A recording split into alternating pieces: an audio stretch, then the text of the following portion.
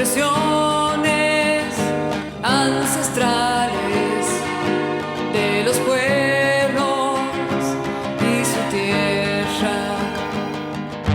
Mitos, fe, creencias que se hicieron leyenda. Es la fe un sentimiento popular. El grito desde la tierra se eleva. Solo una voz es suficiente. Un testigo, un testimonio. Invocados por un pueblo que le piden sus milagros, y estos cumplen sus promesas. Son los santos populares. Cuna cuyana de creencias. Santerías populares.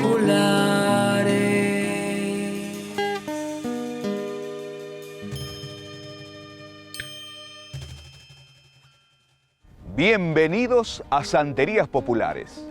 No venimos a alabar ni derrocar ninguna creencia.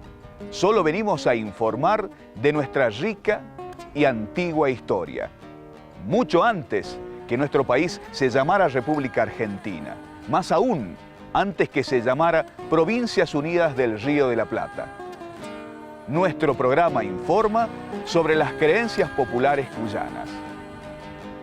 Aquí comienza nuestro programa.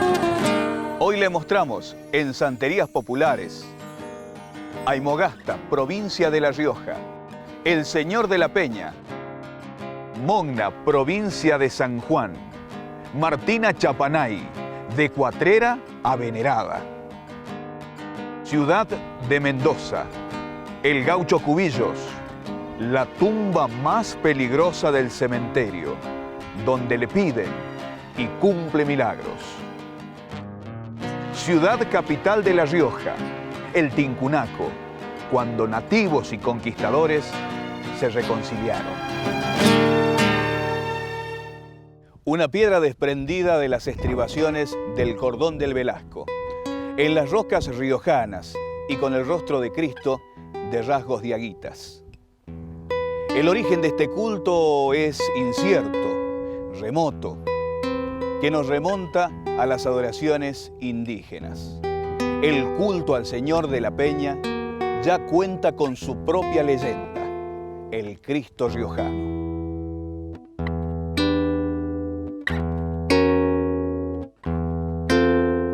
El Señor de la Peña, Barrial de Arauco, La Rioja.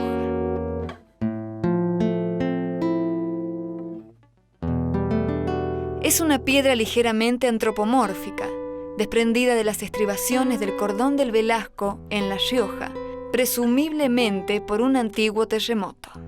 La roca está al pie de la cadena montañosa Sierra de la Punta, en medio de un lago seco llamado el Barrial de la Puerta de Arauco.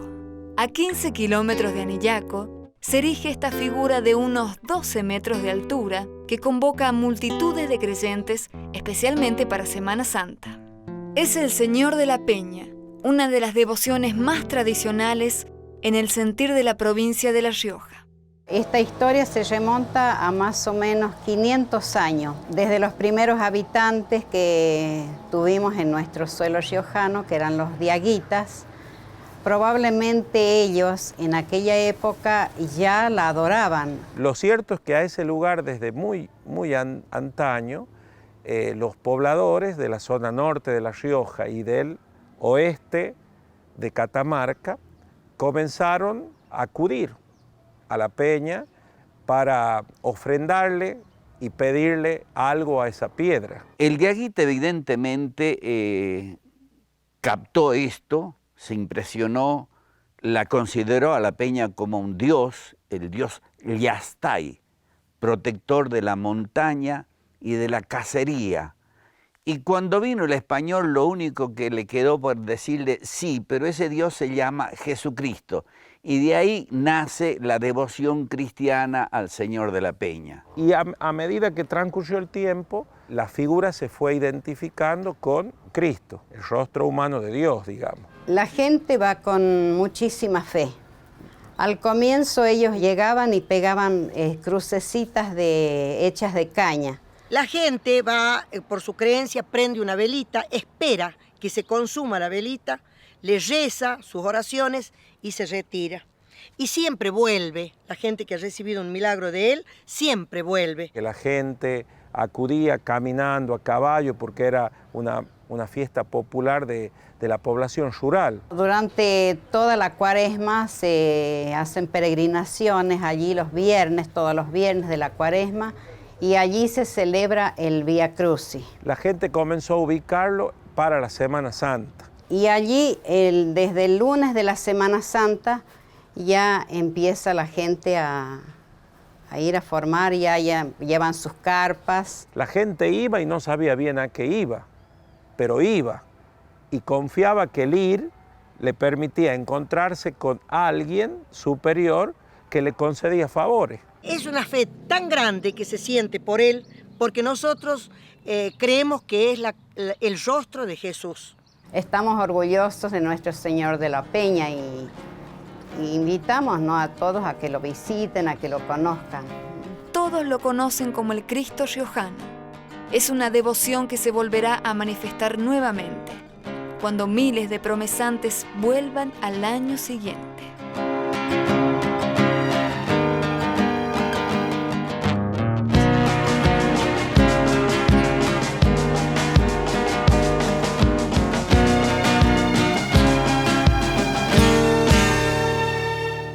En Santerías Populares, ahora vamos a un corte.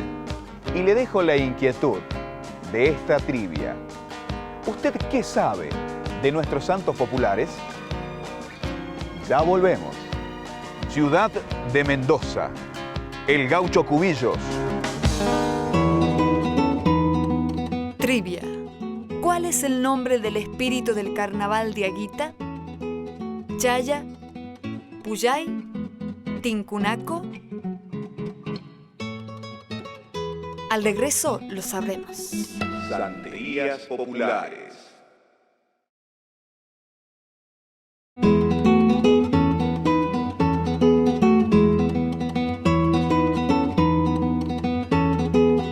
Trivia. ¿Cuál es el nombre del espíritu del carnaval de Aguita? ¿Chaya? ¿Puyay? ¿Tincunaco? Puyay. Fue muerto mientras dormía por sicarios en la localidad de Paramillos. Tuvo un itinerario reñido con la ley.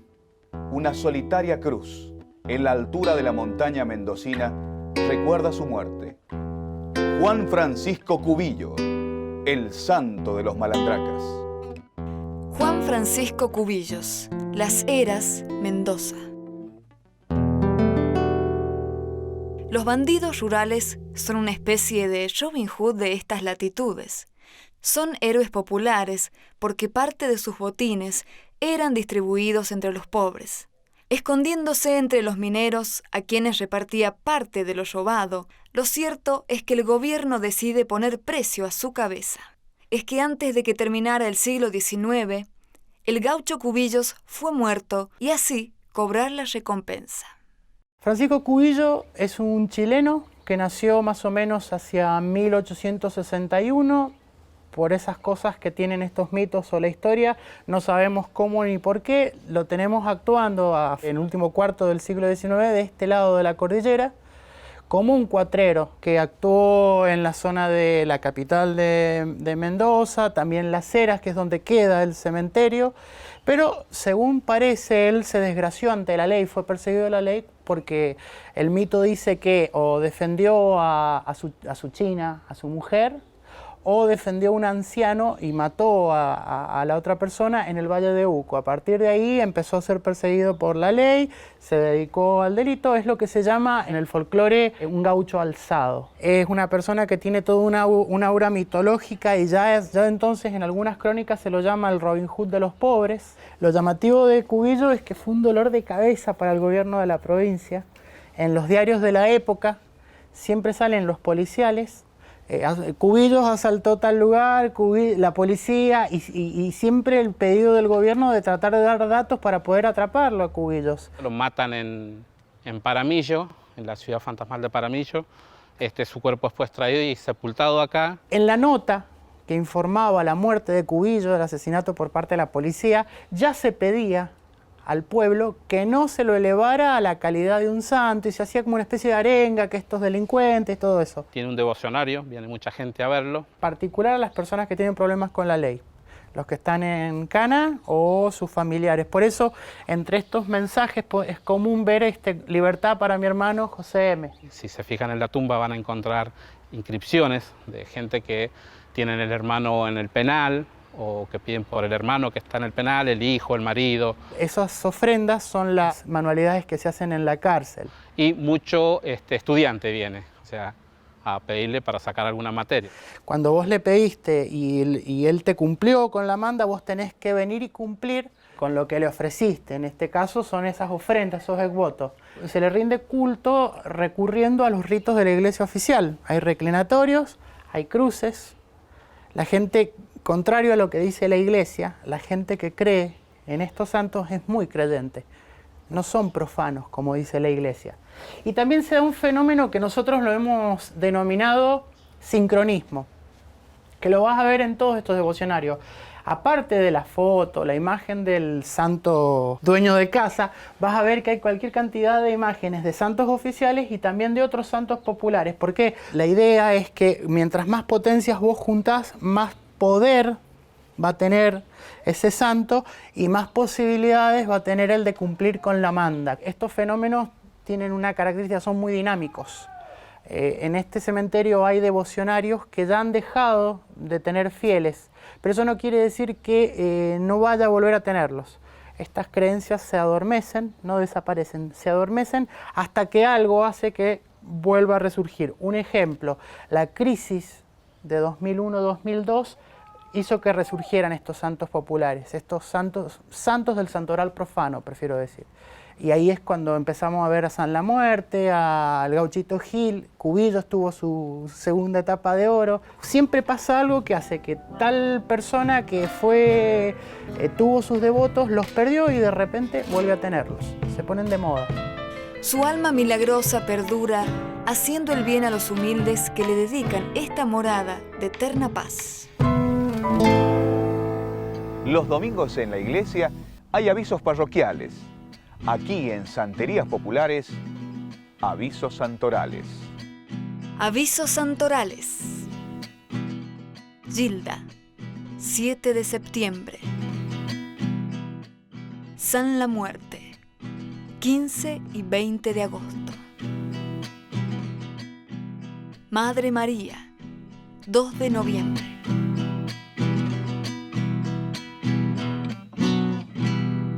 El ferrocarril central trasandino dejó un puñado de nostalgias y la historia de un fantasma. Algunos dicen haberlo visto sin cabeza, el futre. En este pequeño cuento ilustrado se lo contamos. El ferrocarril trasandino central comenzó a construirse en 1889 y fue inaugurado el 5 de abril de 1910 en el primer centenario de la independencia de la corona española entre Argentina y Chile. En los primeros años del 1900, la montaña mendocina se presenta alterada por la llegada de obreros, inmigrantes y máquinas dispuestos a construir una obra fundamental para las comunicaciones con Chile. El tren trasandino, que permitiría el transporte de pasajeros y carga en altura a través de la cordillera. Según cuenta la tradición, el encargado del pago a los trabajadores era un inglés de apellido Foster, de donde se desprende el nombre del ánima conocido como el futre, modismo que quiere decir elegante, muy bien vestido.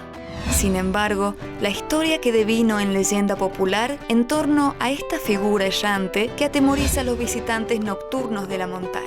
Este espectro, sin cabeza, habría sido en vida uno de los trabajadores del tren, quien luego de percibir su jornal y destinar buena parte de él a la bebida en un boliche, cayó dormido junto a las vías del ferrocarril en construcción.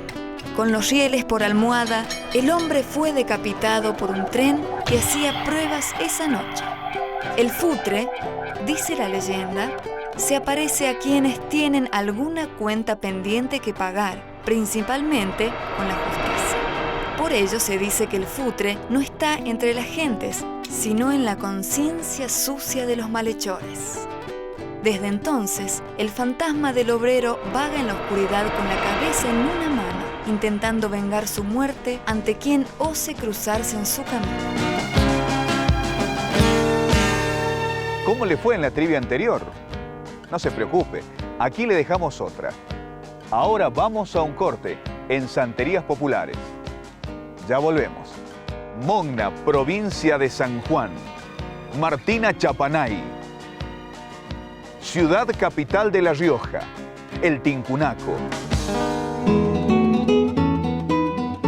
Trivia. Según cuenta la leyenda, ¿con qué fin fueron creadas las cataratas del Iguazú?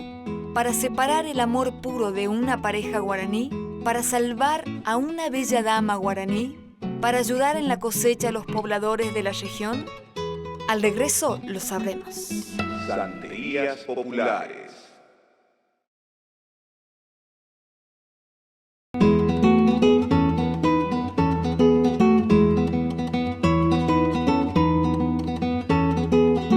Trivia.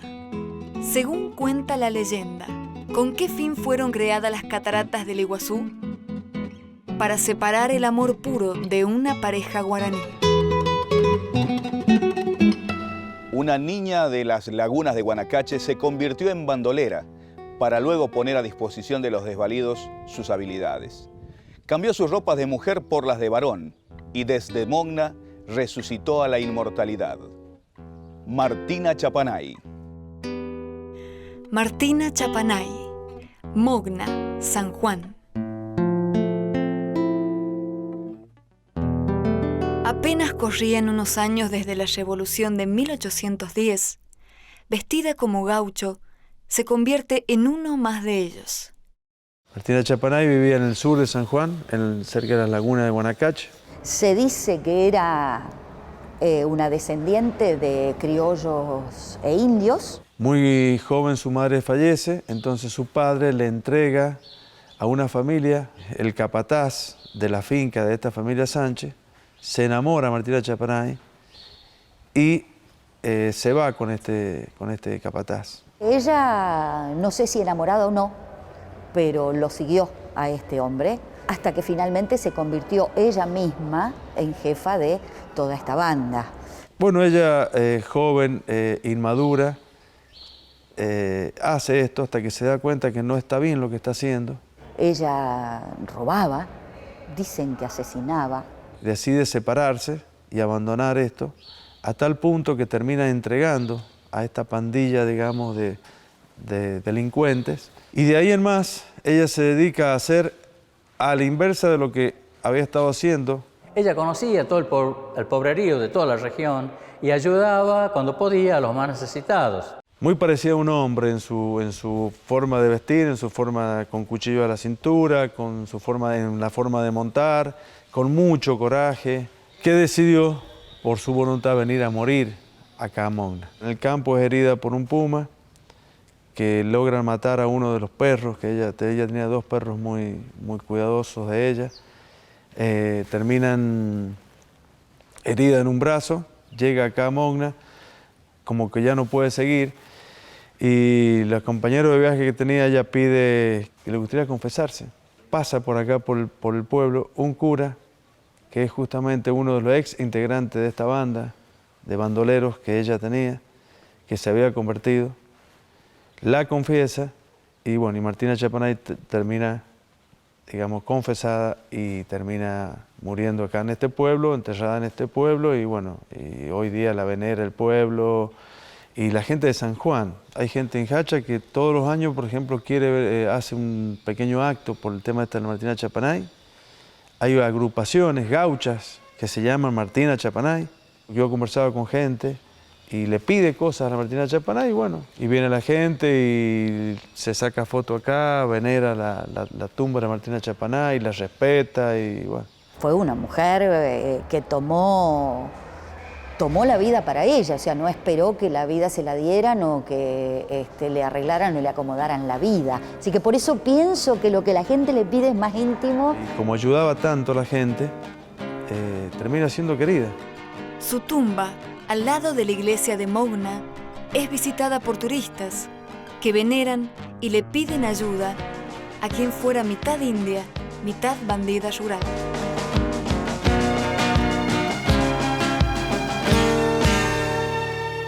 Una celebración donde todo el pueblo festeja el encuentro. Una ceremonia de vital importancia para el pueblo riojano.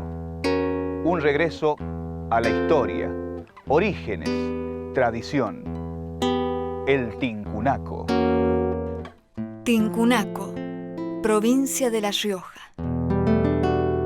La Rioja recoge en su historia uno de los pocos levantamientos de nativos cuyo final no fue el exterminio. El conflicto tuvo lugar frente a las injusticias impartidas por el alcalde español allá por 1593. El Tincunaco se funda en un hecho histórico. Debido a la colonización española, y si bien primeramente estaban habitando los indios diaguitas y los incas, cuando vienen los colonizadores españoles que quisieron imponer también su cultura y los indios de alguna manera se rebelaron a eso. Y vino San Francisco Solano y fue el intermediario porque él era el único que entendía la lengua de los brutos, como decían, de los aborígenes. Y que no reconocían el alcalde, que era una figura política del dominador. Pero no querían un alcalde, una persona de carne y hueso, querían otra persona, querían un dios. Entonces intervino para pacificar y acordar con los indígenas en base al reconocimiento de que el alcalde era Jesús. Y allí lo pusieron al niño Dios. Por eso la denominación de niño Dios alcalde, y San Nicolás hace una genuflexión reconociendo la autoridad del niño Dios como jefe de este territorio. Año nuevo Pacay, Jesús niño canchari, tintilla y corolla. Los españoles el último día del año la utilizaban para el cambio de autoridades, por eso se produce el 31 de diciembre. El rito del Tincunaco es el encuentro del niño alcalde que está en la iglesia de San Francisco y ese día es sacada y llevada a la catedral. Y de la catedral sale la imagen del patrono, que es San Nicolás, y a las 12 en punto del mediodía, frente a la Casa de Gobierno, se le entrega las llaves de la ciudad al niño alcalde, reconociendo que él es la autoridad máxima, a la única que tenemos que obedecer. Así nació una de las fiestas religiosas más grandes, yo creo que tiene La Rioja, y mundialmente conocido el Tincunaco, ¿no? El Tincunaco se hace en Aminga, también se hace el Tincunaco en Chilecito, en Malligasta, en Guandacol, en el Valle del Bermejo. Es la expresión del encuentro que es la reconciliación, la paz, el amor, la amistad, y que además es también expresión de lo que desea la Rioja para todo el año vivir, que es vivir en esa paz, ¿no? Esta tradición perdura hasta nuestros días. El Tincunaco, la festividad en su homenaje, se celebra todos los años, entre el 30 de diciembre y el 3 de enero. Esto fue todo por hoy en Santerías Populares. Muchas gracias por acompañarnos. No olvide visitar nuestro sitio web. Envíenos un correo a la dirección que aparece en pantalla. Muchas gracias. Hasta el próximo programa. La gente iba y no sabía bien a qué iba, pero iba. Pero no querían un alcalde, una persona de carne y hueso, querían un dios. Por eso pienso que lo que la gente le pide es más íntimo. Estas creencias se adormecen, no desaparecen, se adormecen hasta que algo hace que vuelva a resurgir. Santerías populares.